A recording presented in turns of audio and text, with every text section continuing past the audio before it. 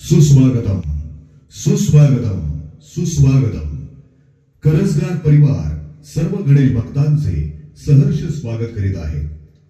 गेली 4 वर्ष विविध देखावे सादर करीत आहोत। तीच परंपरा कायम राखत यंदाच्या हे वर्षी सादर करीत आहोत एक पौराणिक देखावा, श्री कृष्ण लीला। श्री कृष्ण लीला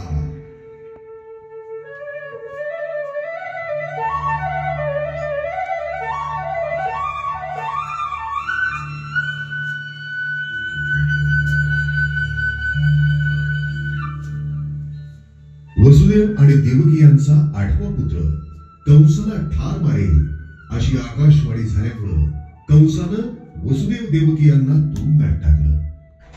पहिली 7 अपत्य त्यानं ठार मारली। त्यानंतर भगवान श्रीकृष्णांचा जन्म कारागृहात झाला। बाळाला गोकुळात सुरक्षित नेऊन ठेवण्यासाठी वसुदेव श्रीकृष्णाला डोक्यावर टोपलीत घेऊन गोकुळात निघाले। दुथडी भरून वाहणाऱ्या यमुना नदीनं वसुदेवांना वाट करून दिली। नदीच्या पुराच्या पाण्यातून वाट काढत वसुदेवांनी श्रीकृष्णाला नंदा घरी गोकुळात सुखरूप नेऊन ठेवले।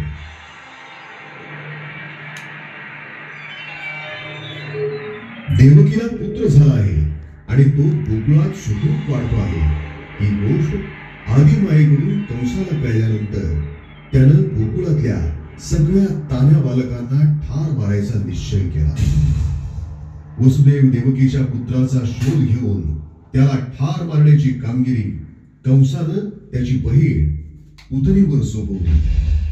वसुदेव देवकीच्या पुत्राला ठार मारण्याच्या उद्देशानं पण त्याला दूध पाजण्याचं निमित्तानं पुतणीनं श्रीकृष्णाला मांडीवर घेतलं।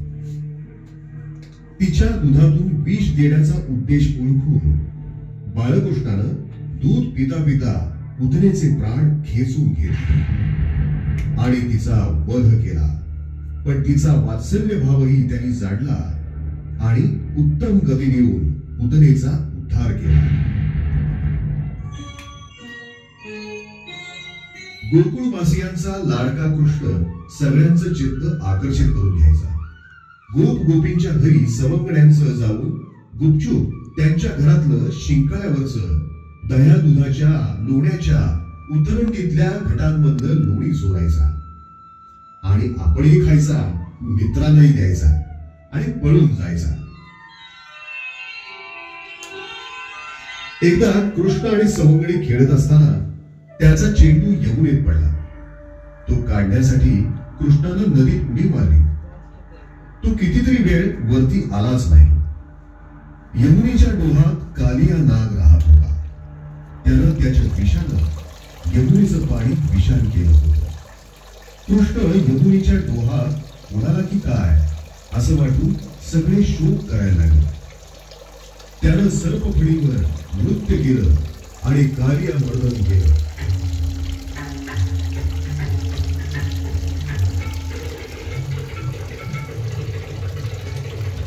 कालिया त्याला शरण आला।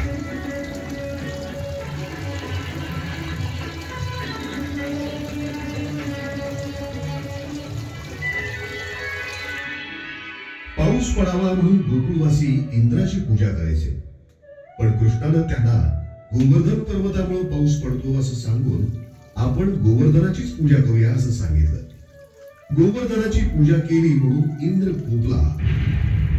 त्यानं अतिवृष्टी सुरू केली।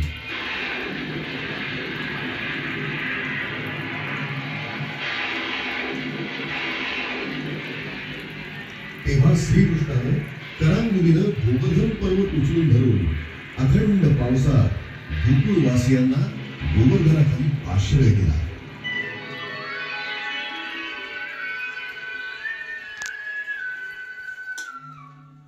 अनेक लीलांनंतर भगवान श्रीकृष्णांची मथुरेत जाण्याची वेळ आली. कृष्ण बलरामांनी त्यांना कंसानं दिलेलं मल्लयुद्धाचं आव्हान स्वीकारलं. कंसानं कपट केलं. मल्लयुद्ध मुष्टियुद्धाचे नियम डावलले. नियमांचं उल्लंघन केलं.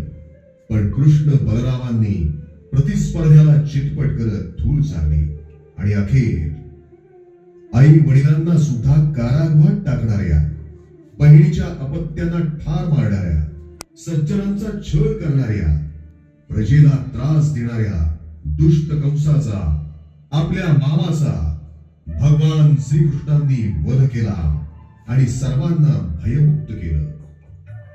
श्रीकृष्णांच्या लीलांचा महिमा अपरंपार आहे. भक्तांना आनंद मुक्ती देणार आहे.